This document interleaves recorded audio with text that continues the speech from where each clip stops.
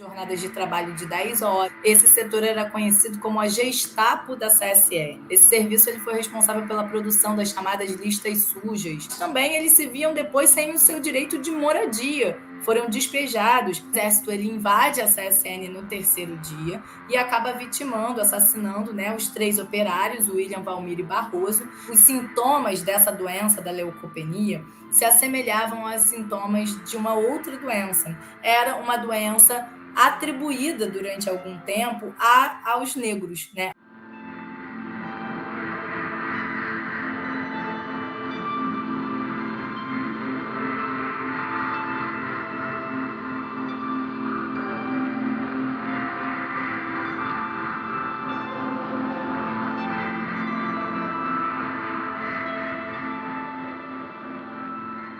Eu sou Ícaro Brum, do jornal GGN, e hoje eu vou conversar com a pesquisadora Alejandra Esteves, que coordenou a pesquisa sobre a CSN no projeto A Responsabilidade de Empresas por Violações de Direitos durante a Ditadura. Alejandra, boa tarde, tudo bem?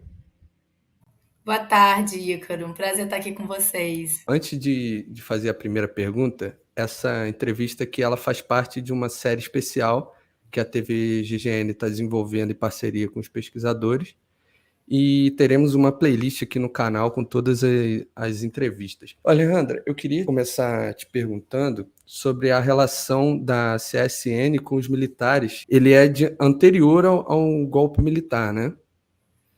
Isso mesmo, Ícaro. Na verdade, a história da CSN, ela marca a história do nosso processo de desenvolvimento nacional, né? Faz parte do projeto desenvolvimentista varguista. Então, ela nasce, digamos, numa ditadura, a ditadura varguista do Estado Novo, ainda em 41, né? Ela começa a ser construída e vai ser concluída já no período democrático em 46.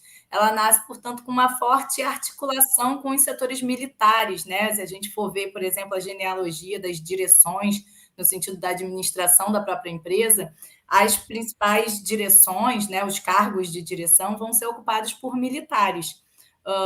E, além disso, a gente tem, né, articulado com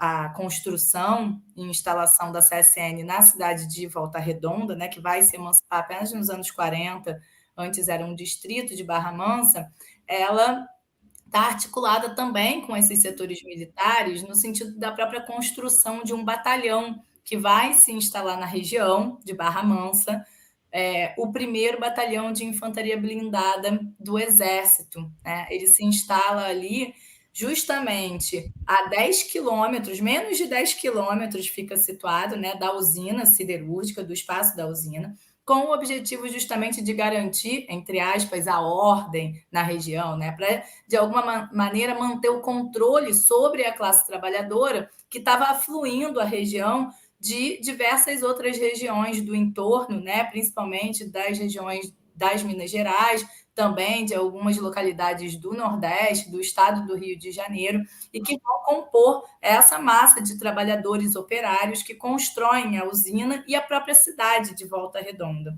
Então, essa relação ela é anterior ao golpe, né, de 64, e, obviamente, ela se fortalece, se incrementa no contexto pós-64, vai ganhar contornos específicos nesse novo contexto de autoritarismo de Estado. Mas durante a guerra, a CSN ela foi considerada de interesse militar, né? O que fazia, o que dava para os militares de tão interessante assim para a CSN? Ela era tão relevante para ser Isso considerada de interesse militar?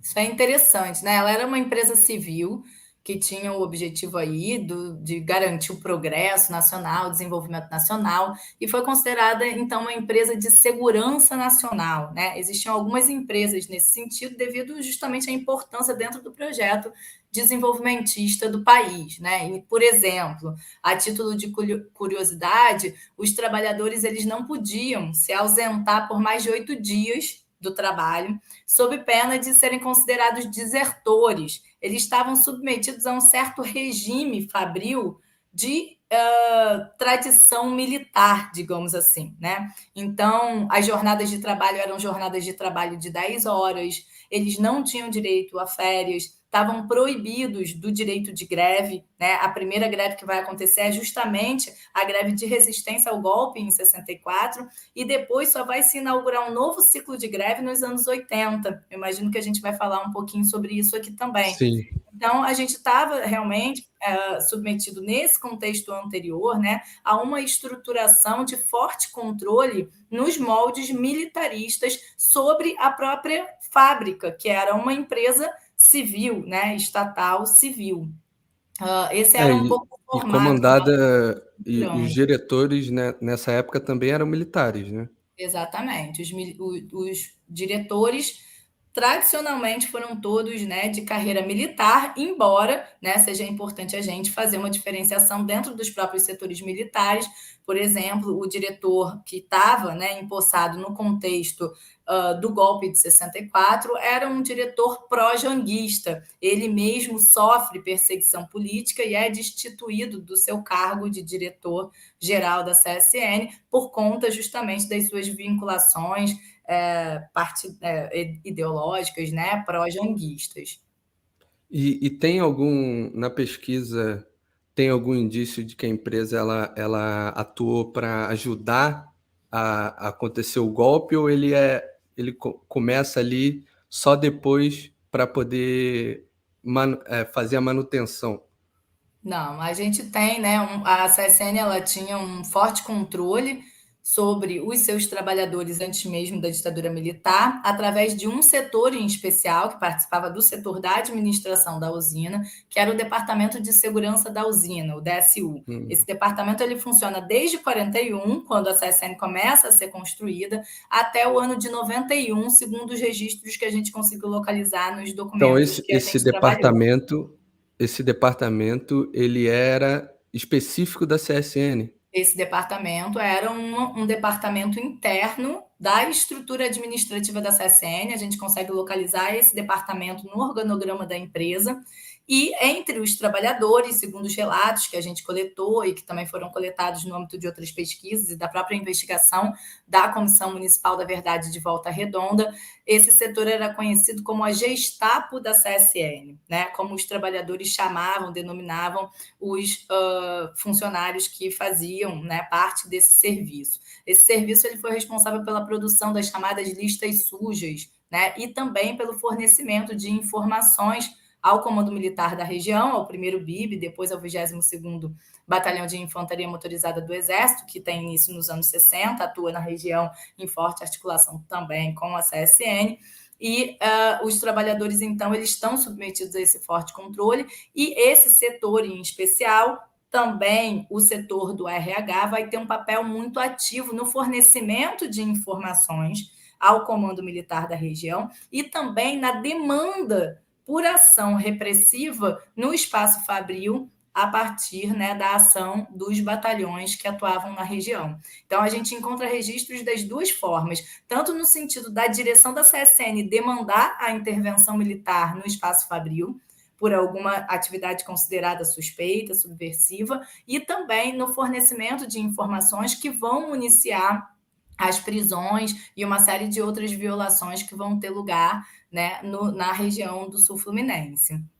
E entrando assim na linha do tempo entre greves e perseguições, isso já mais próximo do golpe e durante, dentro lá da pesquisa tem uma ação que para mim ficou muito clara como que a empresa ela lidava com a relação dela com os militares, que é a questão do comício lá do João Goulart, que fizeram uma lista, né? Você pode contar para nossa Essa audiência como que história foi isso? é muito interessante, né? Ela mostra como, né, a estrutura militar ela atua se valendo desse lugar, né, de controle, fornecimento, controle dos dados dos seus trabalhadores.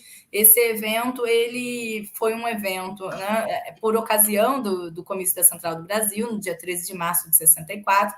Os trabalhadores da CSN, numa negociação através do Sindicato dos Metalúrgicos, que acordou diretamente com a direção da usina a liberação dos trabalhadores que quisessem participar do comício, para que eles não tivessem os seus pontos descontados, né, e tivessem a liberação para participar do ato político no Rio de Janeiro. O setor do RH, então, solicita que o sindicato colete o nome dos trabalhadores e o número de matrícula desses trabalhadores interessados que iriam participar do ato para que eles pudessem ser, o seu dia de serviço pudesse ser computado normalmente. Isso assim é feito, e no contexto do pós-golpe, quando se instala um inquérito policial militar em 64 para apurar as atividades ditas subversivas no interior da CSN, essa lista é resgatada do setor do RH e esses trabalhadores são incluídos na lista, né, dos trabalhadores subversivos que vão responder ao inquérito policial militar. 77 trabalhadores são incluídos e respondem a esse inquérito no contexto do imediato pós-golpe. Parte desses trabalhadores que não tinham efetivamente um envolvimento direto com o sindicato. Então, isso é um elemento interessante também da gente perceber, né? E, inclusive, nessa listagem, numa das listagens que a gente teve acesso, que está depositada no Arquivo Nacional, no fundo do SNI, a gente tem notícias, né? Eles marcam, os setores militares, marcaram com um L os trabalhadores considerados lideranças do movimento sindical. A gente tem, da lista dos 77 trabalhadores listados, a gente tem 23 trabalhadores marcados como lideranças, o que nos mostra que uma grande maioria dos trabalhadores que responderam ao inquérito policial militar sequer envolvimento tinham com o movimento sindical. Então, embora a gente saiba que o golpe de 64 foi movido contra a classe trabalhadora, justamente por conta da sua articulação política que vinha sendo organizada no contexto anterior, né, da redemocratização dos anos 50 e do início dos anos 60, a gente observa que essa estrutura repressiva ela foi mais abrangente do que o controle e a repressão contra o movimento sindical em si. Agora, é um movimento sindical, efetivamente, que é responsável por fazer o trabalho de oposição e resistência ao regime militar. E que, recorrentemente, em ciclos históricos diferentes durante o próprio regime militar, acaba sendo responsável pela rearticulação, né, da coletividade, da classe trabalhadora no seu coletivo. Então, aí essa lista ela foi entregue depois para os militares, depois foi utilizado ali quase que a atuação da CSN era basicamente a de ser um dedo duro ali dos próprios funcionários, era basicamente isso, né? O papel desse setor, né, do DSU, Departamento de Segurança da Usina, ele teve a função de fornecer os dados que municiaram as prisões e o indiciamento desses trabalhadores. Então, o DSU ele vai ter esse papel ativo, inclusive no fornecimento não só dos nomes dos trabalhadores, mas do número de matrícula desses trabalhadores e do próprio endereço onde esses trabalhadores moravam. Uhum. Então, muitas das prisões são efetuadas no contexto do golpe dentro da empresa, como a prisão, por exemplo, do Lima Neto, que era o diretor, né, o presidente do Sindicato dos Metalúrgicos na ocasião. Vai efetuar algumas prisões na rádio siderúrgica, né, uma liderança sindical vai também resistir reeditando a cadeia da legalidade lá do Brizola, em 54, e também alguns trabalhadores vão ser presos na sede do Sindicato dos Metalúrgicos, que também vai aglutinar um número de trabalhadores sindicalistas que garantem ali, né, a resistência ao golpe, mas nos 2 meses subsequentes ao dia 1º de abril, a maioria das prisões vão ser efetuadas nas próprias residências dos trabalhadores.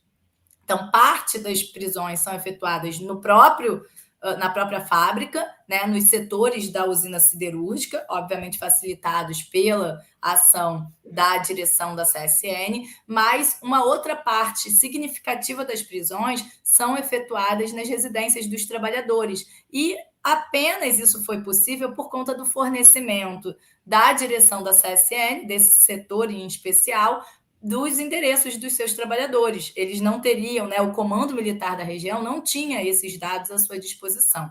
Então, a gente observa justamente essa articulação bem construída entre as autoridades militares e as autoridades empresariais na repressão política aos trabalhadores. Não, e até assim, a CSN, ela tinha as casas tinha as casas da empresa que os trabalhadores moravam, né? Então eles tinham essa com muita facilidade o local onde moravam os trabalhadores de lá, né? Essa é uma questão importante da gente falar, né? Porque durante muito tempo a comissão, mesmo a Comissão Nacional da Verdade, focou os seus trabalhos em grande parte nas graves violações aos direitos humanos, né? Quer dizer, nos crimes de tortura, desaparecimento forçado, os crimes de estupro, os crimes de assassinatos. Mas, na nossa pesquisa, a gente vem dando uma grande ênfase a outras violações que não são consideradas graves violações de direitos humanos, mas que constituem violações de direitos, né? E no caso da CSN, que era uma empresa moldada no formato, né, do que a gente chama de uma empresa company town, quer dizer, a instalação da empresa na região acaba forjando a construção da própria cidade. E essa empresa ela fica responsável não apenas pelo controle dentro da fábrica, mas também no próprio espaço urbano. A CSN ela era responsável pela manutenção das casas, né, que ela fornecia aos trabalhadores, inclusive como mecanismo de barganha. Tem vários relatos nesse sentido do exercício de poder de várias chefias com relação aos seus subordinados, no sentido de receberem ameaças. Bom, se você não andar na linha, você pode perder a sua casa. Eu vou aqui notificar o seu mau comportamento. Então, existia uma construção ideológica da usina como a empresa-mãe, aquela que tudo provê aos seus trabalhadores, não apenas o trabalho, mas também a moradia, também a educação. Por exemplo, ela cria uma escola, a Escola Pandiá Calógeras. O hospital é o hospital da usina, o hospital da CSN, né, que garante a saúde para os seus trabalhadores e as famílias dos trabalhadores. Os equipamentos urbanos, de maneira geral, de lazer, a construção dos clubes sociais, que a gente vai provavelmente comentar já já. Então, a gente tem, né, uma empresa que ela detém o poder não apenas dentro do espaço fabril, mas também no espaço urbano. E que no contexto de repressão política, como após o golpe de 64, esses trabalhadores eles são afetados não apenas com a perda dos seus empregos, muitas vezes, a inclusão em listas sujas, a cassação dos seus mandatos, no caso dos trabalhadores engajados no movimento sindical, mas também com a questão dos despejos das casas, né? Essa vai ser uma medida muito marcante nos relatos dos familiares dos trabalhadores que foram coletados durante os trabalhos da Comissão da Verdade de Volta Redonda. Quer dizer, os trabalhadores tinham lá o trabalhador como arrimo de família, né? Aquele que garantia o sustento para toda a família. Então, eles se veem privados desse meio de subsistência, de garantia da vida, né, um direito fundamental, mas também eles se viam depois sem o seu direito de moradia, foram despejados, né, obrigados a viverem ali de favor, seja pela solidariedade do sindicato dos metalúrgicos, seja pela solidariedade das igrejas, né? Seja a Igreja Católica, outras igrejas da região também. Então, a gente observa esse impacto na vida coletiva da cidade, né? Que se estende para muito além do próprio trabalhador diretamente atingido. E isso é um ponto para a gente fundamental, né? Que a gente vem levantando na pesquisa. Esses trabalhadores, a gente observa assim o que a gente vem chamando de uma verdadeira diáspora familiar, porque no momento em que os trabalhadores se veem sem o chefe, né, da família ali que garantia o provento, o sustento da sua família, as mulheres elas tinham, né, um papel de cuidado da casa e da própria família, né? Então elas se veem sem esse sustento, sem esse meio de subsistência, sem o meio de moradia, e muitas se viram obrigadas a dispersarem os seus filhos para outros familiares cuidarem. Um mandou um filho para a avó, o outro para a tia, o outro foi trabalhar, né? E a família então se viu impedida do seu direito de estruturação do próprio núcleo familiar, né? Esses efeitos eles são efeitos muito mais prolongados e nefastos do que determinadas violações mais concretas e palpáveis. E tem um relato também de uma esposa de um funcionário que comenta que lembra do dia que aconteceu, né? Porque tem também a questão da humilhação, de você ver o seu marido sendo preso ali, não se sabe muito bem o que, que vai acontecer com ele, tem todo esse terror psicológico também na situação, né? Isso é muito interessante, né? Porque primeiro a gente dá destaque também a um papel feminino muito importante que não foi muito explorado, né, ou visibilizado em outros estudos sobre os impactos da ditadura. E esses relatos aparecem, são relatos fundamentalmente femininos, né, das esposas dos trabalhadores atingidos ou dos seus filhos. E no caso das esposas, elas relatam primeiro esse drama, né, de como garantir a segurança da própria família, ao mesmo tempo conseguir localizar o paradeiro, em muitos casos, do seu esposo, né? E também garantir ali a visita. Muitos ficaram em regime de incomunicabilidade nos primeiros tempos. E elas falam justamente da mobilização de um certo lugar da mulher, né? Como a mulher era vista naquela sociedade, para tentar justamente obter informações sobre os seus familiares e, enfim. Uma coisa interessante nesse processo é que os trabalhadores registrados, indiciados nesse inquérito policial militar, em 64, eles foram. Esse processo foi arquivado, eles não foram condenados, né? E nenhum deles, né, na verdade, né? Nenhum deles foi condenado, porém, muitos ficaram de alguns dias até 6 meses, né, Até na 6 meses, prisão. né? E, mas, mesmo antes da conclusão do inquérito policial militar, a própria CSN, a revelia da deliberação e, portanto, da culpa eventual desses trabalhadores nas atividades ditas subversivas, foram demitidos sumariamente da empresa, né? Então, eles foram condenados, mesmo sem ter a E responsabilidade. eram demitidos e aí perdiam as casas, né? Que eram uma das ações também, né? Sem Exatamente. ser, Após as suas sem, demissões, já era uma eles punição em si, né? já era a própria punição. Então, a CSN ela foi mais punitiva do que as próprias autoridades militares nesse contexto do imediato pós-golpe, né? Isso que eu acho que é importante a gente ressaltar e ter noção, né? Para além do papel de mobilização da intervenção militar no espaço fabril, que a direção da CSN pactua, a gente tem um papel mais ativo da própria CSN na efetuação das punições no imediato pós-golpe. E quando eles eram pegos, assim, eles eram acusados de quê? Esses trabalhadores, no contexto do IPM, né, de 64, eles foram acusados por terem participado do comício da Central do Brasil, alguns deles, outros Uhum. por terem aderido à greve do dia 1º de abril, em resistência ao golpe de 64, né, o golpe que estava ali sendo desferido nesse contexto, para além das próprias lideranças sindicais também.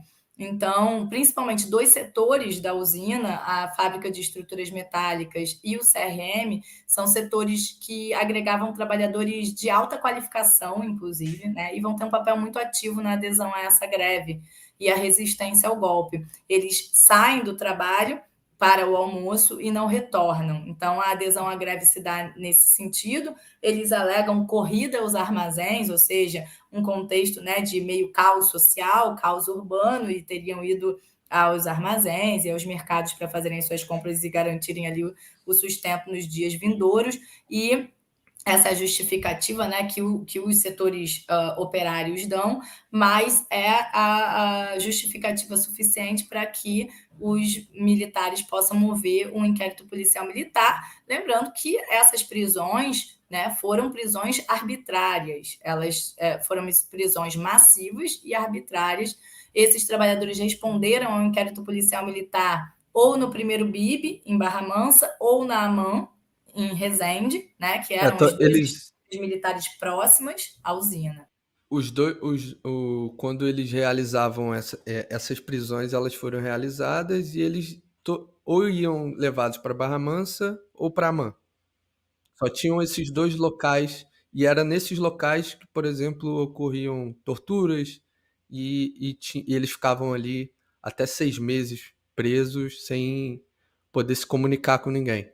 Exatamente. No caso dos que foram encaminhados para a mão, uma dificuldade maior ainda, né? Porque essas famílias eram famílias de baixa renda, né? Que tinham uma dificuldade de deslocamento, inclusive.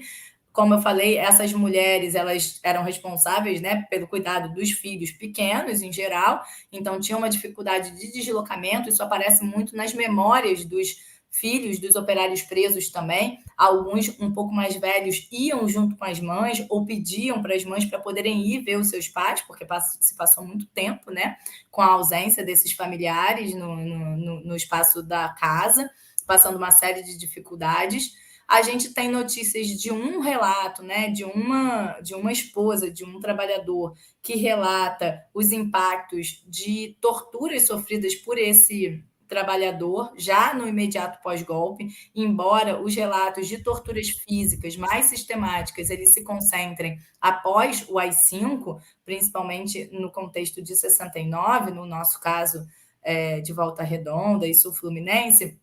A gente tem o relato da dona Brasilina, que fala que o seu marido, o seu Lainor, sofreu torturas, né, nesse momento da prisão. Ele chega a ficar 6 meses preso, e quando ele retorna fedendo a criolina, segundo ela, e com muitas sequelas mentais, né, psicológicas, com muito medo, de maneira que ele, de fato, perde completamente a sociabilidade com o resto, né, da família Já e tinha da sido sociedade. demitido também. Ele tinha sido demitido já, exatamente, e ele depois, né, vai piorando, esse processo dele vai se agravando, de maneira que ele acaba internado numa clínica psiquiátrica, e a dona Brasilina acaba sendo ali responsável por garantir, né, um pouco a unidade da família e também o cuidado com ele. E ele sofria muito de perseguições, ele não podia ouvir barulho de um jipe que ele lembrava do tempo da prisão, ele relatava, né, um ódio muito forte aos militares.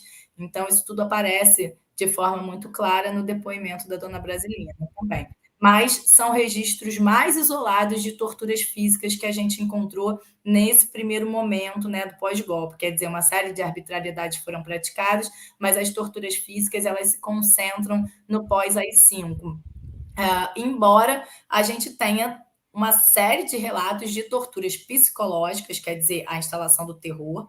A gente também tem notícias de uma desagregação da sociabilidade nos próprios bairros dessas famílias, um processo de isolamento dessas famílias, porque parava lá, como uma das familiares relata, né, os carrões do exército na frente da residência, e aquilo gerava já uma comoção e um medo das outras famílias, que passavam a parar de se relacionar com aquela família que estava sendo investigada, indiciada, Uhum. sem nem mesmo saber, né, se era responsável, Com medo culpado. também de sofrer a mesma represália, né.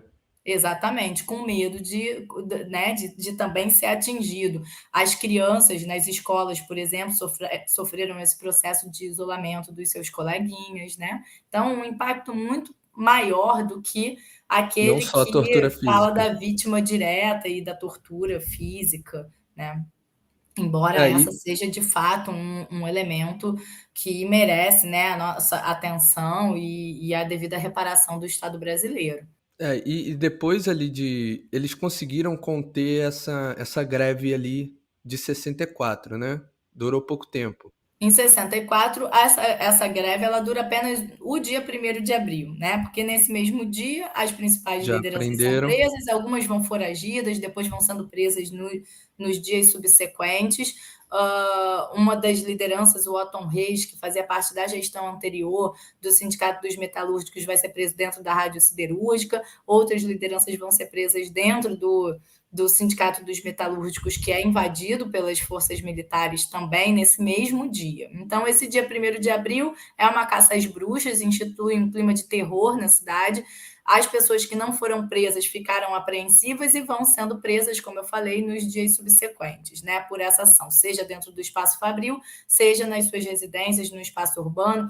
Um dos trabalhadores relata que ficou escondido ainda uma semana no sótão, assim, né, no forro da casa da filha, até Caramba. que numa das vezes que o exército vai lá na casa da filha em busca do pai, acaba descobrindo e ele vai ser preso nessa ocasião. Então, enfim, né, institui um pouco esse terror em toda a cidade. Uma cidade prioritariamente operária, né? A maior parte dos trabalhadores estavam vinculados à usina siderúrgica. A história da cidade ela é construída basicamente em cima da siderúrgica, né? E, e aí depois disso, você tem a outra greve vai vir no contexto do AI-5, ou teve outra antes? A gente tem no contexto do AI-5, né, um pouquinho antes, na verdade, em 67, a gente tem um contexto de rearticulação do movimento sindical, porque como mais uma das ações repressivas, para além das prisões, a gente tem a cassação dos mandatos dos diretores democraticamente eleitos do Sindicato dos Metalúrgicos e do Sindicato da Construção Civil, que estavam diretamente vinculados à CSN, e a nominação pelo Ministério do Trabalho de um interventor que fica, né, à frente do Sindicato dos Metalúrgicos até 67, quando se reconstitui uma nova eleição para o Sindicato dos Metalúrgicos e lá se monta uma nova chapa, uma chapa que agregava várias lideranças sindicais que haviam sido já presas e tinham tido um mandato cassado em 64, a chamada Chapa Azul. E essa Uhum. chapa se rearticula. Inicialmente, ela tem dificuldades de ter o seu mandato validado pela Delegacia Regional do Trabalho, nesse momento, e mais por um jogo também jurídico, né, uma disputa jurídica do sindicato, dessa chapa, para poder ter a sua chapa validada, ela consegue, é vitoriosa. Essa chapa ela vai às eleições, ela ganha, né, ela é vitoriosa, e menos de um mês depois, ela tem o seu mandato cassado, porque vem o AI-5 e caça o mandato dessa chapa. Ela não chega a organizar efetivamente uma greve. As greves elas vão É uma se proliferar. rearticulação ali sindicalista.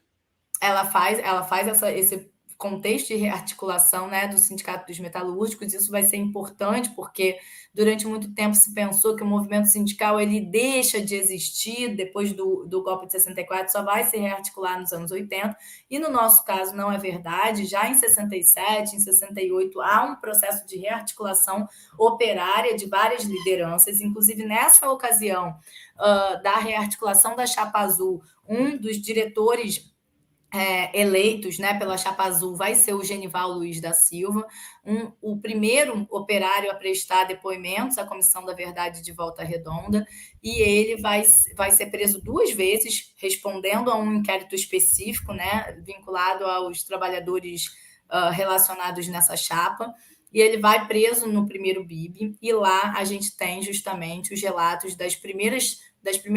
do primeiro grande ciclo de torturas físicas que os trabalhadores sofrem ali. O Genival vai ser uma das vítimas diretas, né, atingidas, junto com um outro trabalhador também, diretor do sindicato. E o Genival, então, ele vai relatar, né, as torturas sofridas nesse espaço. O Dom Valdir Calheiros, que é um bispo da região relacionado à ala progressista da Igreja Católica, vai tomar conhecimento das torturas sofridas por esses trabalhadores no antigo batalhão, né, no batalhão, no primeiro BIB, e ele então se apresenta, né, ao exército como preso também político, né, criando ali uma crise entre autoridades militares e a autoridade católica. Ele pega um relato por escrito, um manuscrito, relatando as torturas que o Genival estava sofrendo. O Genival ainda presta depoimento e responde a esse inquérito policial militar no hospital, no leito do hospital. Ele fica um mês ali, mais ou menos, para se recuperar das torturas sofridas. Então, a gente tem esse evento, né? Aí no ano de 69. E depois, em 79, 10 anos depois, a gente vai ter notícias da primeira greve, que inaugura o ciclo de greve dos anos 80. A primeira greve vai ser a greve dos trabalhadores terceirizados, conhecido como a greve dos peões. Até então, os trabalhadores eles tinham uma identidade operária articulada em torno dos chamados arigóis, né? Eles mesmos se denominavam. Inicialmente, o arigóis E essa, dos peões, ela vai de 79 até 93, né? A greve dos peões ela acontece em 79, mas ela inaugura um novo ciclo de greves dentro da É uma inauguração de um novo ciclo ali depois de rearticulação do da movimento rearticulação. operário, a partir de uma nova gestão também, né, de uma nova geração de trabalhadores sindicalistas que se rearticulam, ligados à oposição sindical metalúrgica, né, que vai ser um movimento nacional bastante forte e mais conhecido na região do ABC Paulista, com o chamado movimento do novo sindicalismo, né, os barbudos do ABC Paulista, mas que vai ter, até pela proximidade física, geográfica, né, vai ter uma grande articulação com o movimento metalúrgico em Volta Redonda, né? Então, a oposição sindical metalúrgica de São Paulo tem uma grande articulação com a oposição sindical metalúrgica da CSN em Volta Redonda, e, inclusive, enfim, uma forte presença do próprio Lula, né, em Volta Redonda.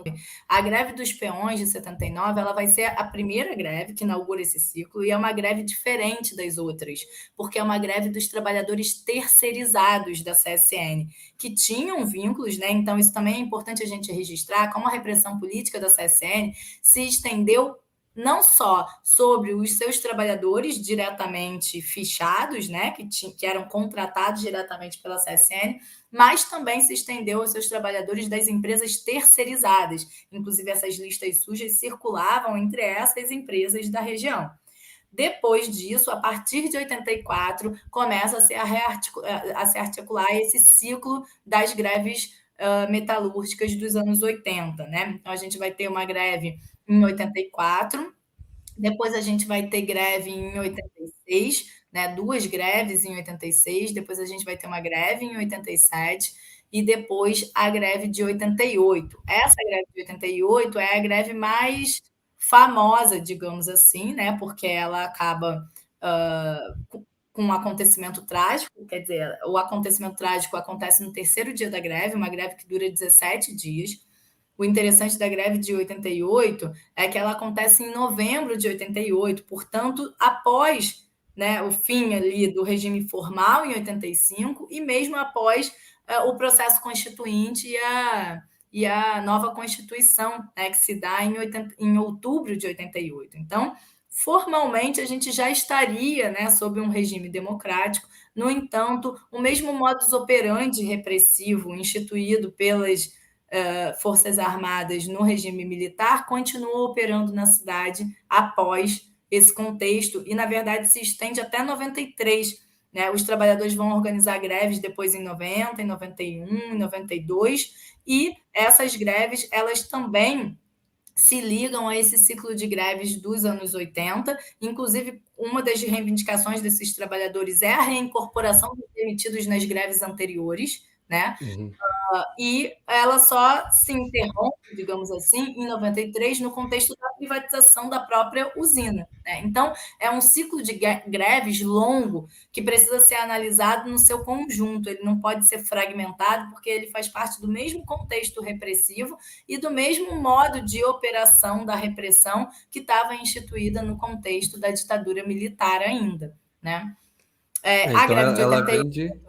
ela dura 17 dias, mas no terceiro dia da greve, é uma greve de ocupação. As greves da CSN, elas tinham essa característica. Os operários, eles tinham um profundo orgulho de trabalhar na CSN, né? Além do que eles tinham o domínio da própria operação da usina, né? Dos setores da usina. Eles eram os responsáveis pela produção nacional, pela produção da riqueza nacional.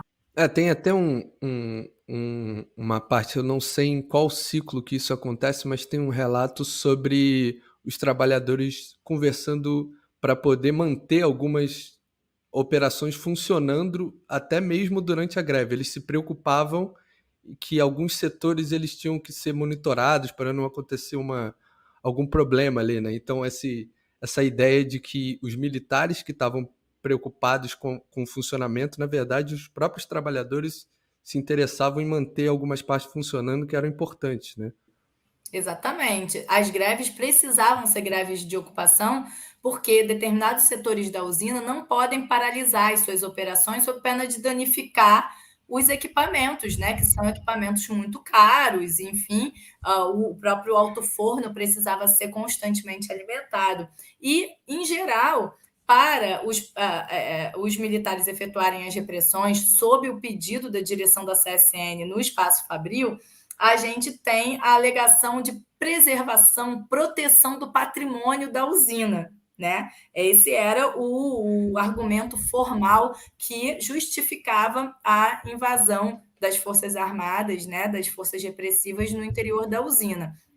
No entanto, a greve de 88, ela mostra isso claramente, né? Quer dizer, não eram os militares que poderiam dar conta do funcionamento e da preservação do patrimônio. Quem dava conta da preservação e proteção desse patrimônio eram os próprios trabalhadores, que sempre na organização e articulação das suas greves, pensou que as greves precisavam ser construídas como greves de ocupação, justamente pensando na proteção do patrimônio da CSN. Em 88, a articulação foi a mesma, uma greve de ocupação. O Exército ele invade a CSN no terceiro dia e acaba vitimando, assassinando, né, os 3 operários, o William, Valmir e Barroso, e ferindo mais de uma centena de trabalhadores, né, saem feridos dessa ação. Além disso, no primeiro dia, eles já cortam a rede de água, alimentação. Então, isso é muito interessante, porque dá origem também a um processo de solidariedade dos cidadãos da cidade para com os grevistas, para a gente ter ali uma noção da legitimidade que a greve assumia, né, frente à própria população da cidade. Então, como a CSN, como estratégia para desmobilizar os trabalhadores na greve, cortam a água, a rede de comunicação era o primeiro que se fazia, né? Mas a água e a alimentação que se fornecia dentro da usina, bom, esses trabalhadores vão ficar lá como, né? Como é que eles vão sobreviver? Então, a cidade, né, e principalmente as famílias desses operários, se cotizaram, sob a liderança também dos setores progressistas da Igreja Católica, se cotizaram para fazer os alimentos e davam pelas grades da usina as quentinhas, né, as marmitas, para os trabalhadores poderem se alimentar dentro da usina e a greve poder existir. Então, foi uma greve que transcende a mobilização dos próprios trabalhadores funcionários da CSN, mas que envolveu também a própria população da cidade. No terceiro dia, esses trabalhadores são assassinados, uma grande. A CSN é ocupada, os trabalhadores evacuam a usina, né? A cidade de Volta Redonda vira uma verdadeira praça de guerra nesse processo repressivo. O Dom Valdir ele celebra um velório público na Praça Juarez, hoje chamada Praça Juarez Antunes, bem em frente a uma das entradas principais da CSN, com uma mobilização gigantesca, né? A cidade inteira vai para esse velório. Os corpos são velados ali, os familiares dos funcionários assassinados, muito jovens, né, vão ter um papel de destaque ali nesse processo. A CSN fica desocupada 5 dias, quer dizer, fica desocupada pelos grevistas e ocupada pelas forças militares, até que no sexto dia, né, eles precisam retornar, os trabalhadores retornam à ocupação da greve para que eles possam operar os equipamentos e garantir Porque senão que ia quebrar, a algumas siderurgia, máquinas. senão as máquinas iam ficar fora de operação, e a greve resiste até o 17º dia. Ela é uma greve vitoriosa, embora na memória coletiva da região a gente tenha como uma greve muito traumática, justamente por conta desses assassinatos, né? Mas ela é uma greve vitoriosa na conquista das principais reivindicações que estavam colocadas naquele contexto. Ela consegue, principalmente, uma das principais reivindicações era a diminuição do turno de 8 horas para o turno de 6 horas, justamente nesses setores De de maior carga de risco. trabalho mais intensa, né, como o setor do alto forno e da aciaria. Então, foi uma conquista muito grande que foi preservada até recentemente, e agora teve uma reversão também nesse quadro, e o turno voltou a ser um turno de 8 horas, um processo de perda de direitos dos trabalhadores, né, que, enfim, não se restringe também a esse passado ditatorial, mas que continua com uma série de outras estratégias de perda de direitos no contexto do neoliberalismo. Isso foi agora, né? Já depois da privatização, E isso depois da que privatização, foi agora, retornaram. foi em 2018, eu acho, ou 19. Você falou do Genival, tem uma parte da pesquisa que fala sobre o pós, né? Depois ele é demitido e em nenhum momento ele consegue a parte da anistia como um perseguido da ditadura, né? Não, Desses. o Genival ele é um anistiado, né? O Sindicato dos É, Metalúrgicos, depois, né, no contexto da redemocratização, ele tem um papel muito importante. Se cria uma associação, a Associação dos Anistiados Políticos de Volta Redonda, que vai encaminhar uma série de processos à Comissão de Anistia, né, e aos órgãos de anistia do Estado, no sentido da reparação. O Genival é um anistiado, mas a gente tem vários uhum, outros que não foram. Por exemplo, as famílias dos operários mortos na greve de 88, elas não foram reparadas pelo Estado brasileiro. Elas entraram, né, eram famílias muito humildes, né, que na ocasião foram, segundo elas, mal orientadas, e elas acabaram aceitando um acordo que a CSN fez para indenizar as famílias desses trabalhadores pelas mortes dos seus funcionários, né, dos seus familiares. Então, depois, posteriormente, esses familiares entraram com processo junto à comissão de anistia pedindo a reparação. Só que a comissão alegou que eles já haviam sido reparados por conta desse por acordo, causa do né, acordo. de má fé que a CSN fez com os seus familiares. Então, esse processo ele ainda é uma questão, né, em aberto, porque no nosso entendimento e no entendimento dos familiares não foi efetuada a justiça nesse caso, né? Foi um acordo de má-fé que foi firmado entre a CSN e os familiares por desconhecimento, e hoje eles têm o seu direito à anistia vetado. Né? Então, os familiares e os casos de graves violações que a gente tem na região não são casos em que esses familiares foram reparados. É uma das questões que a gente trabalha também no nosso relatório. A Associação dos Anistiados Políticos ela deu entrada em 112 processos junto à Comissão de Anistia. Mais ou menos a metade desses processos foram deferidos e os trabalhadores foram atendidos nos seus direitos, né? Mas outros não foram.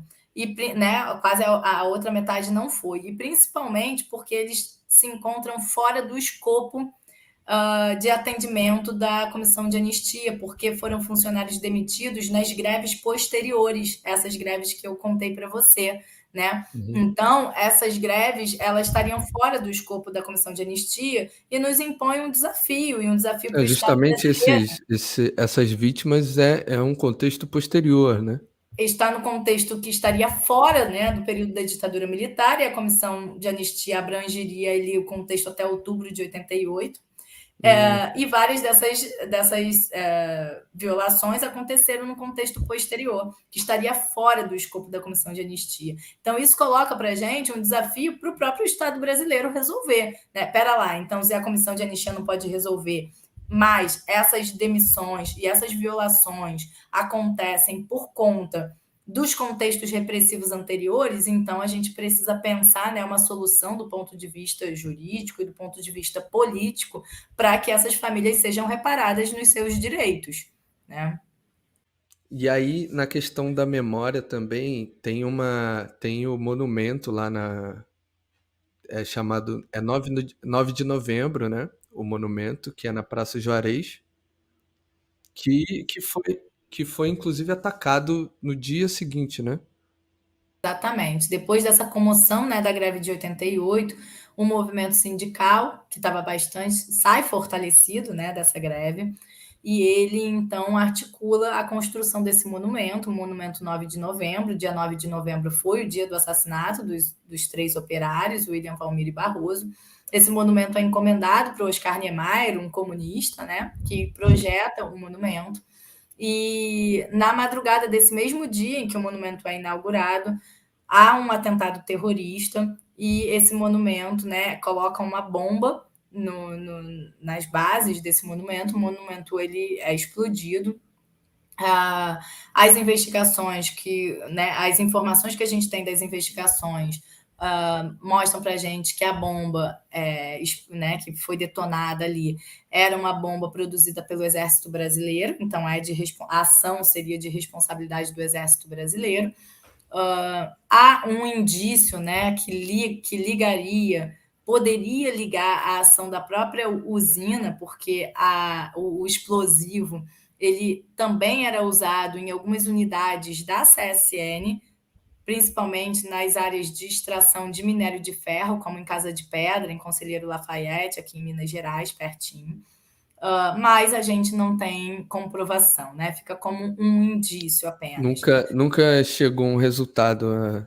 Não chegou porque as investigações, na ocasião, que poderiam ter sido conduzidas de maneira a, de fato, apurar os fatos, não aconteceu da maneira correta. E passado muito tempo, a gente não tem mais condições, né, de verificar efetivamente a responsabilidade. A testemunha que ia depor, né, contando um pouco no inquérito policial que foi movido para essa investigação do atentado terrorista ao monumento, acaba sendo assassinado. No dia seguinte, ele ia prestar depoimento, né? Então, tem várias questões ali, né? Tem questões Suspeitas, obscuras nessa obscuras que a situação. gente, de fato, não tem como esclarecer, passado tanto tempo. Na época, se alegava na cadeia de comando, né, a ação repressiva ao próprio Sarney, remontaria ao próprio Sarney, que era o presidente da época, quem teria dado, de fato, a ordem de reprimir a greve e também depois de, eventualmente, fazer essa ação.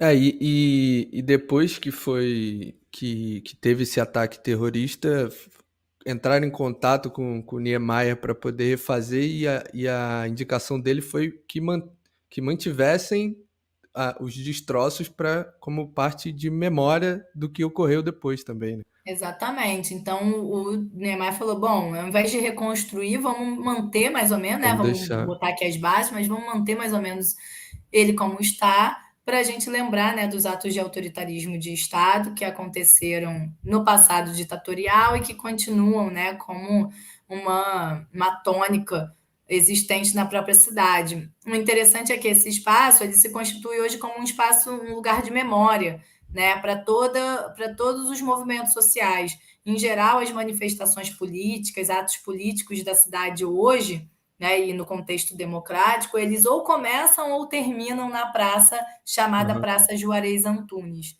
Então, é interessante também a gente perceber, embora ele fique meio exprimido ali no burburinho do centro da cidade, ele continua como um espaço simbólico e um lugar de memória importante para as lutas políticas do passado e do presente. E aí, até nesse contexto, você tem a questão do racismo institucional, que esses trabalhadores, até da greve lá dos peões, você tem porque é no momento que estoura a questão da descoberta da intoxicação do benzeno ali, e descobre-se que 68% dos trabalhadores que estão nessa intoxicação são trabalhadores negros. E aí dá para perceber que esses trabalhadores eram colocados em áreas de maior risco, de exposição a risco, justamente eram esses trabalhadores que ficavam nessa área, né? É justamente essa dimensão do racismo institucional da CSN, né, que diz respeito ao próprio racismo estrutural da sociedade brasileira, mas que se reflete de forma bastante específica no cotidiano da empresa, né? E diz respeito justamente a essa questão da saúde do trabalhador, o trabalhador da CSN que estava alocado nos setores de mais baixa qualificação, setores da aciaria e do alto forno, eles lidam, né, têm contato diário com esse produto químico, o benzeno, que apenas nos anos 80, em 87, vai ser reconhecido pela Justiça do Trabalho como um produto que causa, né, a doença do benzenismo, conhecida como benzenismo, benzolismo ou leucopenia, e o Ministério do Trabalho, então, reconhece essa doença como doença que afeta determinadas categorias, como a categoria metalúrgica e a categoria dos trabalhadores químicos. Esses trabalhadores, historicamente, né, isso vai ser reconhecido apenas em 87, mas já desde os anos 60, existem processos trabalhistas que denunciam, né, contra a CSN pela prática dela não reconhecer o direito desses trabalhadores por terem adoecido, né, uma doença por atividade laboral. Esses trabalhadores eram majoritariamente trabalhadores negros, né? Eles eram trabalhadores negros alocados nesses setores, primeiro por serem setores de mais baixa qualificação. A Volta Redonda era uma cidade que concentrava cerca de 65% da população de Volta Redonda, era uma população preta e parda, né? Então compunha a população negra da região, então já tinha uma alta concentração de trabalhadores negros, e nesses setores de mais baixa qualificação, eles estavam mais alocados ali do que nos setores de maior qualificação. Mas a gente tem notícias, através dos relatos de vários trabalhadores, de que não só havia naturalmente, digamos assim, né, ou historicamente, pela construção histórica do racismo estrutural na sociedade, uma alta concentração de trabalhadores negros nos setores de mais baixa qualificação, mas existiu também uma política institucional da CSN de alocar trabalhadores negros nesses setores, porque durante muito tempo, um setor, né, uma certa linha da medicina, alegava que os trabalhadores, os sintomas dessa doença, da leucopenia, se assemelhavam aos sintomas de uma outra doença, conhecida como anemia falciforme. E a anemia falciforme era uma doença atribuída durante algum tempo aos negros, né? Uma doença genética que estaria nos genes, né, no DNA dos negros. Então, a SN, ela dizia, não, esse trabalhador ele não está sofrendo de leucopenia, o que ele tem é a anemia falciforme, e ele tem anemia falciforme porque ele é negro. Então, começou a haver uma política institucional para não garantir os direitos dos trabalhadores que adoeciam pela prática laboral, de só contratar trabalhadores negros, e depois foi uma política orientada para isso, só contratar trabalhadores negros para trabalharem nesses setores, porque caso eles adoecessem, eles não precisariam garantir os direitos trabalhistas desses trabalhadores. Isso é uma briga que se posterga durante várias décadas. Em 87, é reconhecido esse direito institucionalmente. Várias empresas, né, do setor químico e do setor metalúrgico começam a reconhecer, né, a sua responsabilidade e garantir os direitos desses trabalhadores que haviam entrado com processo junto à Justiça do Trabalho, e a CSN vai, historicamente, se recusar ainda, mesmo diante, né, da determinação da Justiça do Trabalho, ela vai se recusar a garantir esses direitos para os trabalhadores da CSN. Isso a gente já está falando de um contexto pós-ditadura formal, mas que a gente, na nossa investigação, abrange e entende que o contexto de 85 até 93, a privatização da usina, é um contexto que mantém o mesmo modo de operação repressiva que estava instituído pelas autoridades militares no contexto anterior. Então, a gente trabalha isso como um contínuo. Para além disso, né, Ícaro, tem a questão do racismo institucional que operava em outras esferas, para além da esfera, digamos assim, mais restrita à dinâmica do trabalho, tem a questão dos clubes sociais, né? A CSN, como a gente comentou, era uma empresa que estava lá cuidando de vários equipamentos da cidade, escola, e os clubes sociais também, os clubes de sociabilidade, que inclusive eram meio divididos hierarquicamente. Tinha o clube dos engenheiros, tinha o clube, né, dos funcionários, e eles eram estabelecidos pelas dimensões de classe. Mas havia um racismo velado, né, de que os trabalhadores negros não frequentavam nenhum desses clubes mantidos pela usina. Não tinha nada determinado, né? A gente não pôde encontrar um documento que determinasse, mas os relatos mostram para a gente, né, recorrentemente, como esses trabalhadores eles não podiam frequentar o clube. Até que em 65, reconhecendo isso, veja lá, a CSN ela é inaugurada em 46, né? Em 65, depois de quase 20 anos dessa prática racista da usina, se cria um clube para os negros, que vai ser o Clube Palmares, né? E aí o Clube Palmares, então, ele tem essa função de agregar a negritude na sua sociabilidade local, no seu espaço de lazer, de produção de cultura, né? Um espaço onde os negros relatam que se sentiam bem naquele espaço, né? Porque não eram bem vistos e não podiam ingressar em outros espaços de sociabilidade.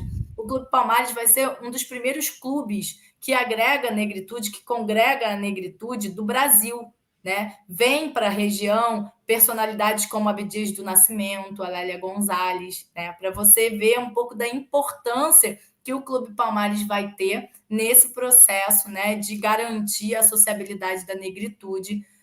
E isso se refere, inclusive, a uma construção no sentido das reparações históricas que a gente vem pleiteando no âmbito do projeto também. E esse clube ele funciona até hoje, né? Ele funciona até hoje, garantindo também espaços de formação, né, não só dos trabalhadores, né, mas da negritude na cidade, oferecendo espaços de sociabilidade, de cultura, de produção, seminários, enfim, uma série de atividades. O clube está lá firme e forte, felizmente, e agora está bastante engajado ou atento a essas investigações que estão em curso. A privatização em si, ela tem alguma interferência em relação a esse processo? Então, depois, tipo, depois que privatiza, fica mais difícil de atribuir alguns crimes para a empresa depois? Tem alguma diferença? Na verdade, a empresa atual, né, privatizada, Uhum. ela não tem responsabilidade Ela sobre não os crimes que a gente está investigando, né? Esses crimes dizem respeito ao período em que a empresa era estatal. Essa era, inclusive, uma alegação que a gente fica se perguntando, né? Por que a empresa não quer franquear a nós o acesso ao acervo, já que ela mesma não teria grandes nem pode ser punida, responsabilidades. né? A matéria que saiu, né, na agência pública, o jornalista, ele parece que entrou em contato com a direção da empresa e a direção da empresa faz essa fala formal, dizendo que ela não tem nenhuma responsabilidade com as investigações e os crimes praticados no âmbito da nossa investigação, né? Então, a rigor, de Mas eles fato, têm o acervo da o acervo é anterior. de responsabilidade deles transferir para o Arquivo Nacional. Essa é a grande luta, né, que, digamos assim, envolve a atual gestão da empresa privatizada hoje.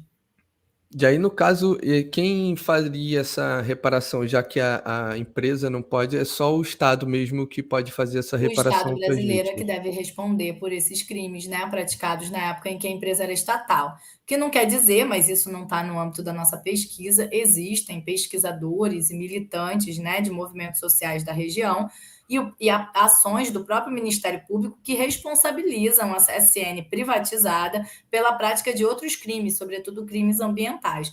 Mas isso foge do Sim. escopo da nossa investigação em si, né? Principalmente crimes por poluição do ar e do solo e desrespeito a medidas ambientais que a CSN vem praticando. Mas isso já não está na nossa alçada, não sei nem te explicar direito quais Uhum. seriam. E tem algum um número próximo ou exato de pessoas que foram presas em todo o contexto? A gente está fazendo esse apanhado, né? A gente tem alguns números que são divididos por contextos, né? Então a gente tem o contexto dos anos já o contexto de 64, né? A gente tem essas demissões, 77 demitidos em um IPM, depois a gente tem as 11 aposentadorias compulsórias, né, produzidas no âmbito interno administrativo da própria CSN. Depois a gente tem a lista de 190 demitidos enquadrados no AI1, né, dos quais 113 teriam participado da greve do dia 1º de abril de 64. Depois, no contexto ali do pré e pós AI5, né, de 67 a 69, a gente tem algumas demissões, né, as prisões e demissões de 10 dirigentes que compunham essa diretoria da Chapa Azul, mais 11 antigos sindicalistas que já haviam respondido em inquérito policial militar lá em 64 e que são novamente mobilizados nesse novo contexto repressivo, mas que não compunham a atual diretoria da Chapa Azul, né? Então, aquele contexto e o IPM anterior, ele serve de motivo para novas prisões, embora aquele IPM anterior tenha concluído pela não responsabilidade dos trabalhadores, né, em contextos repressivos no contexto anterior. E depois a gente tem uma lista também de trabalhadores que participaram da greve, desses contextos dos ciclos das greves de 64, que eu não vou ter um número exato aqui para te dar, mas foram pelo menos mais de uma centena de trabalhadores atingidos em todos esses contextos de greves, né? A gente, no âmbito do relatório, que vai ser encaminhado ao Ministério Público Federal, a gente identifica esses trabalhadores atingidos, assim como a gente busca identificar também os funcionários, né, ativos que trabalharam no sentido da repressão política, tanto dentro da CSN, quanto de algumas autoridades também, que faziam parte do comando militar da região e que trabalharam em articulação com a direção da empresa. Então, a ideia é que, posteriormente, né, o Ministério Público possa também contribuir, né, com o seu papel em prol da proteção e garantia dos direitos dos cidadãos. E essa parte do relatório, você podia falar um pouco sobre isso? A proposta, né, da pesquisa em si, ela tem um caráter diferente, ela não se trata de uma pesquisa meramente acadêmica, né? Ela é uma pesquisa que foi fruto de um acordo, de um termo de ajustamento de conduta firmado entre a Volkswagen do Brasil e o Ministério Público Federal, o Ministério Público do Estado de São Paulo e o Ministério Público do Trabalho, no sentido da responsabilização da Volkswagen por alguns crimes cometidos durante a ditadura militar. Né? Então, a partir dessa comprovação, esse processo starta, né? Ele começa nos trabalhos da Comissão Nacional da Verdade e o movimento sindical se empenha ao longo desses anos nesse processo de responsabilização, primeiro da Volks e agora da investigação dessas 10 empresas. Então, fruto desse termo de ajustamento de conduta, a gente tem a publicação desse edital, que está sendo coordenado pelo Centro de Antropologia e Arqueologia Forense da Unifesp, que está dando margem a essas 10 investigações. A CSN foi uma das empresas, uma empresa estatal, a gente tem mais outras duas, eu acho que 3 empresas estatais também sendo investigadas, e as demais são empresas privadas.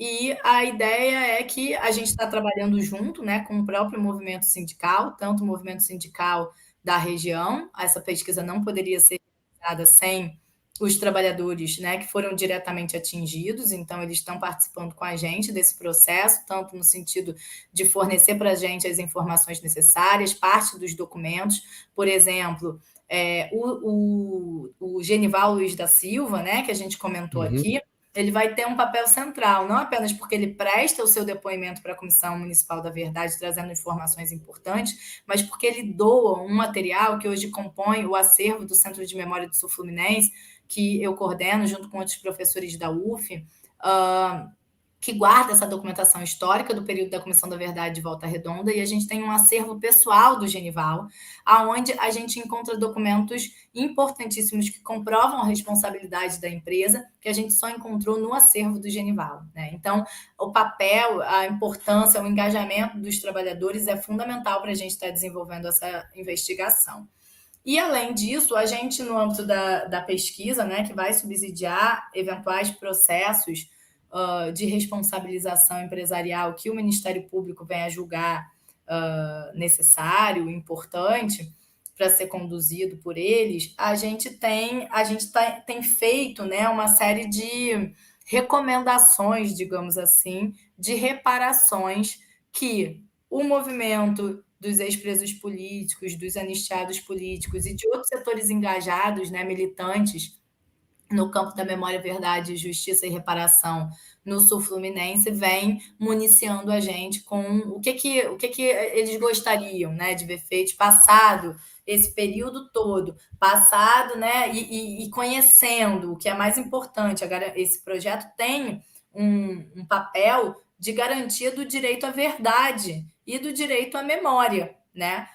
Então, muitas dessas violações alguns trabalhadores não sabiam, né? A própria questão do racismo praticado pela CSL, ela vem ganhando mais visibilidade para os próprios militantes nesse contexto agora, né, da pesquisa. Então, esse trabalho de troca mútua entre o que a gente vem realizando enquanto pesquisador e o que os militantes vêm fornecendo para a gente de subsídios para a gente poder construir essa pesquisa. Então, algumas reparações a gente vem mobilizando nesse sentido. Uma delas é a gente pensar justamente o acesso público ao acervo da CSN no período em que ela era estatal. Existe Uhum. hoje uma ação civil pública movida contra a CSN para que esse acervo seja recolhido ao Arquivo Nacional, que é o órgão de direito. Hoje, o acervo das principais estatais estão públicos sob a guarda do Arquivo Nacional, como o acervo da Petrobras, o acervo da Eletrobras, da Telebrás, e o da CSN não está lá, porque a empresa se recusa a isso. Né? Ela diz que ela tem condições de guarda e que ela franqueia livremente o acesso aos pesquisadores, embora nós, no âmbito da nossa investigação, tenhamos enfrentado sérias dificuldades de acesso a essa documentação. A gente só consegue acessar a documentação com a mediação do Ministério Público Federal, que intervém na nossa troca, no nosso diálogo com a empresa, e então a gente consegue acessar, mesmo assim, uma parte desse acervo que nos foi franqueada. Então, o acesso não é público, né? Isso é uma questão que precisa, que demanda reparação histórica. A gente tem a questão dos próprios processos, né, que foram indeferidos pela Comissão de Anistia, como eu comentei aqui, e também de novos pedidos que não foram mobilizados no âmbito do sindicato da ação, né, que o Sindicato dos Metalúrgicos fez, e que continua como um enfim, uma limitação, né, do nosso processo de justiça de transição. Então, essas reparações individuais também são importantes, mas a gente, no âmbito do projeto, vem incentivando principalmente a gente pensar em reparações coletivas. Né? O que Uhum. tem de coletivo que a gente pode pensar que a gente repararia o conjunto da classe trabalhadora, e não apenas individualmente. Os nossos processos de reparação foram fundamentalmente reparações individuais no Brasil de maneira geral. E agora, pós-Comissão Nacional da Verdade, a gente vem pensando em processos de reparação mais coletivos. Então, no âmbito da pesquisa, a gente fez em março desse ano um grande encontro com os atingidos políticos de diversas gerações e de diversos setores da usina, e também militantes de direitos humanos que vêm participando desse debate atualmente, para a gente pensar medidas de reparação. Esse encontro foi realizado, inclusive, no Clube Palmares, né, simbolicamente, foi Uhum. muito simbólico para a gente estar ali naquele espaço. Incluir, né, o movimento negro nesse debate foi fundamental e algo, de certa forma, inédito também, que faz parte, né, dessa esteira dos caminhos que a gente vem trilhando no contexto da justiça de transição. E lá a gente comentou, né, algumas medidas de reparação, como, por exemplo, a realização de ações educativas em prol dos direitos humanos. Existe um termo de ajustamento de conduta que foi firmado no âmbito da Comissão da Verdade de Volta Redonda, que resultou num acordo entre o Ministério Público Federal e o município de Barra Mansa, que se compromete a preservar o espaço do antigo BIB, né, que eu comentei aqui, que serviu como centro de tortura e repressão para toda a região sul-fluminense, num espaço de interesse histórico sobre a ditadura militar, de preservação da memória, né, e que possa servir hoje para a promoção dos direitos humanos. Então, a partir daí, no âmbito do Centro de Memória do Sul Fluminense, que funciona na UF, a gente vem alavancando uma campanha de construção do que a gente denomina hoje do Museu do Trabalho e dos Direitos Humanos, que funcionaria no espaço do antigo batalhão, hoje Uhum. transformado em Parque da Cidade de Barra Mansa, numa perspectiva justamente de apagamento dessa memória, Sim. né, traumática, dessa memória sensível do período da ditadura militar. E outra medida de reparação coletiva que foi aventada nesse encontro era que os crimes de racismo praticados pela CSN pudessem também reverter para o conjunto da população negra da cidade, para o Clube Palmares. A gente tem também o Memorial Zumbi, que também congrega a negritude da região. A gente tem iniciativas como o Centro Afro-Reg também, alavancado pelo Clóvis, que também congrega a negritude da região, né? Então, que a gente possa também reverter em medidas de reparação coletiva para a negritude hoje, né? Para que essas medidas fortaleçam os movimentos sociais, os movimentos de luta pela justiça social e pelos direitos humanos. Então eu quero te agradecer, Alejandra, por essa essa excelente entrevista que a gente que você nos concedeu, e lembrando que a playlist com todas as outras entrevistas dessa série aqui na TV GGN vai estar disponível a playlist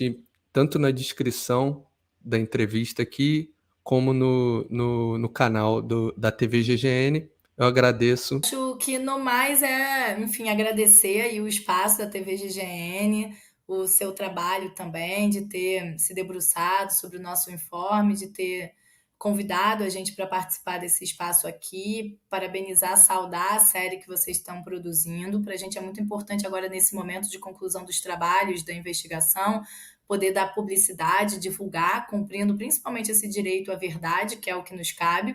Agora, a questão do acesso e da garantia da justiça vai caber ao Ministério Público Federal, né? Esse papel, esse trabalho. E nós, vocês enquanto imprensa, e nós enquanto pesquisadores, né, universidade, temos o papel de cumprir e garantir esse direito à verdade histórica e à memória. Nós, então, estamos aqui, né, à disposição, deixar o convite aí para quem estiver ouvindo e acompanhando a gente, de conhecerem um pouco melhor o informe público. Ele está público, né, no site do CAAF. A gente teve, no início desse mês de junho, um grande seminário onde os resultados das 10 investigações foram apresentados e os informes públicos foram divulgados, disponibilizados.